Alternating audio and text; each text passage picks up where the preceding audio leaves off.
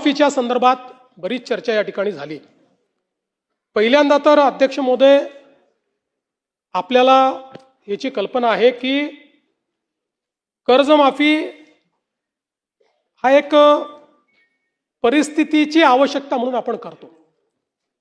कुठल्याही कर्जमाफीने शेतकरी कधी श्रीमंत झाला नाही तर होऊ शकत नाही, पण त्यावेळी शेतकऱ्याला क्रेडिटवर्दी बनवायचं जेणेकरून त्याला सावकाराकडे जावं लागणार नाही, हे एक महत्त्वाचं उद्दिष्ट आपल्या कर्जमाफीचं असतं। आणि मी पुन्हा एकदा सांगतो की आम्ही विधानसभेच्या निवडणुकीच्या वेळी हा शब्द दिला होता, आम्ही कर्जमाफी करू। खरं म्हणजे आम्ही 2029 पर्यंत थांबू शकलो असतो, कारण सगळ्या निवडणुका जिंकलो आहेत आम्ही, कुठल्या निवडणुका बाकी नाही आहेत, पण आम्ही तसं केलं नाही।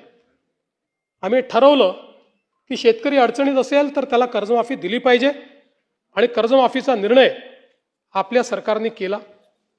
आता याच्यामध्ये आपण काय काय केलं तर कर्जमाफी असेल, एकवेळ समझोता असेल, प्रोत्साहनपर लाभ असेल। खरं म्हणजे एक गोष्ट मला अजून लक्षात आणून दिली पाहिजे की या कर्जमाफीच्या व्यतिरिक्त दरवर्षी हे सरकार आहे महायुतीचं 25,000 कोटी रुपये वीज माफीची देतं शेतकऱ्यांना। 25,000 कोटी रुपये दरवर्षी हे पैसे भरावे लागतात, हे माफ नाही होत, हे भरावे लागतात दरवर्षी। पहिल्या वर्षी 20,000 कोटी, 22,000 कोटी, 25,000 कोटी हे पैसे आपण भरतो। आणि एकूण जर आपण कृषी विभागाचा आजचा आउटले बघितला, सगळं मिळून वेगवेगळ्या योजना आणि देणाऱ्या सबसिडी, तर तो 95,000 कोटी रुपयाचा आहे। 95,000 कोटी रुपये। आणि हा कर्जमाफीचा निर्णय आपण घेतला। आपण राष्ट्रीयकृत बँका, व्यापारी बँका, खाजगी बँका, जिल्हा मध्यवर्ती सहकारी बँक सगळ्यांची बैठक घेतली, आणि या ठिकाणी त्याच्या आधारावर सगळा डेटा घेतला, आणि त्यानंतर मिळालेल्या माहितीच्या आधारावर पुण्यश्लोक अहिल्यादेवी होळकर शेतकरी कर्जमुक्ती योजना आपण तयार केली। आता असं देखील म्हणण्यात आलं की 12-13 हजार कोटीचाच लाभ मिळेल आणि 36 लाख शेतकऱ्यांवर अन्याय होईल। हे विधान पूर्णपणे चुकीचं आहे, हे योग्य नाही आहे।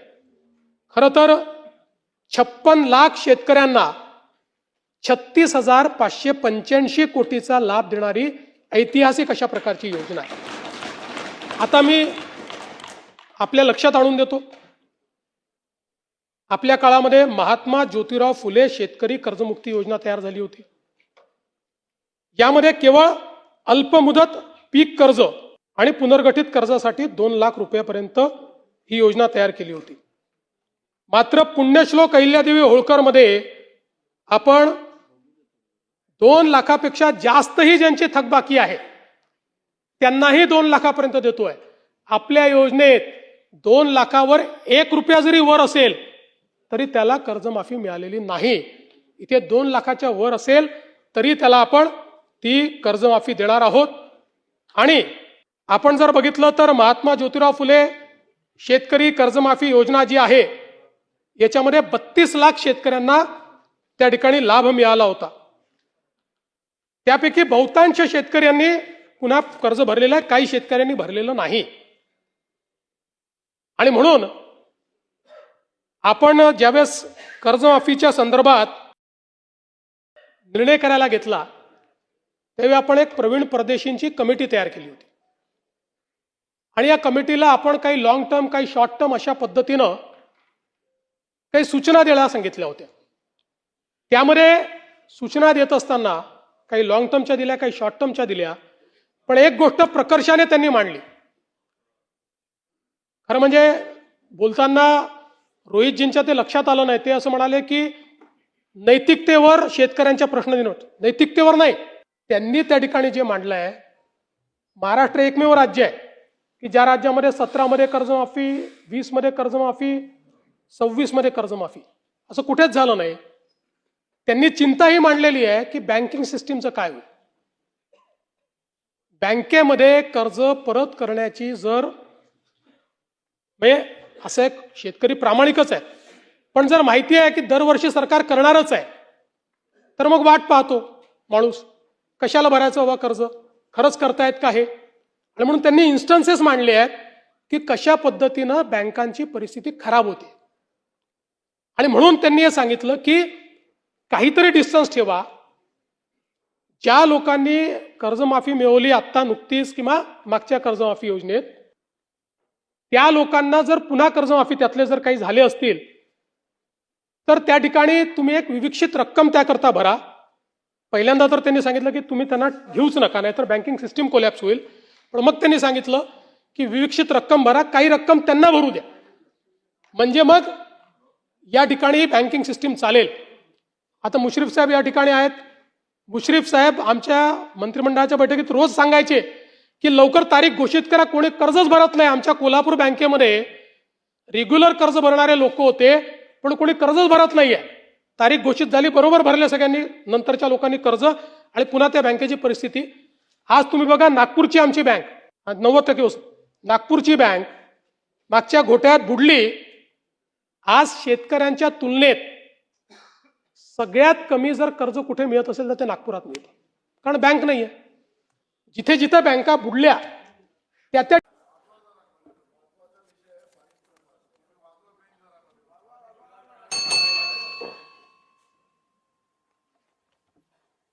आम्ही राज्यातील शेतकऱ्यांसाठी कर्जमाफी योजना राबविण्याचे आश्वासन दिले होते. त्याकरिता समिती गठीत केली आहे. राज्यातील 30 सप्टेंबर 2025 रोजी पीक कर्ज थकीत असणाऱ्या पात्र शेतकऱ्यांना 2 लाख रुपयापर्यंत कर्जमाफी देणारी पुण्यश्लोक अहिल्यादेवी होळकर शेतकरी कर्जमाफी योजना मी आज जाहीर करीत आहे. नानाभाऊ, राज्यातील नानाभाऊंना ऐकायचं एक मिनिट. राज्यातील 30 सप्टेंबर 2025 रोजी पीक कर्ज थकीत असणाऱ्या पात्र शेतकऱ्यांना 2 लाख रुपयापर्यंत कर्जमाफी देणारी पुण्यश्लोक अहिल्यादेवी होळकर शेतकरी कर्जमाफी योजना मी आज जाहीर करत आहे. जे शेतकरी